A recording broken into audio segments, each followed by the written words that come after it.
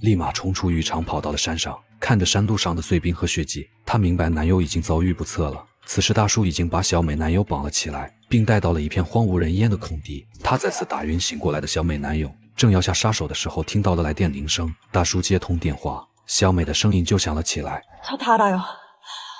근데 신고 안 했어요. 그러니까 지성이 죽이면 안 돼요. 大叔脸色一变，将小美的男友扔在原地，立马赶回家处理尸体。而小美一路跟着定位，找到了已经奄奄一息的男友，把男友送进医院之后，她终于想起了报警。然而等她赶回家之后，发现警察们都聚在大叔门口，因为没有搜查令，他们并不能擅自闯进居民家里。小美不断要求他们到大叔家里搜查，却被当成闹事者赶了出去。小美回家之后做了个大胆的决定，她趁父母不注意，利用锁链爬到了楼上。结果刚一打开楼上的窗户，就闻到了一股令人作呕的恶臭。她发现房间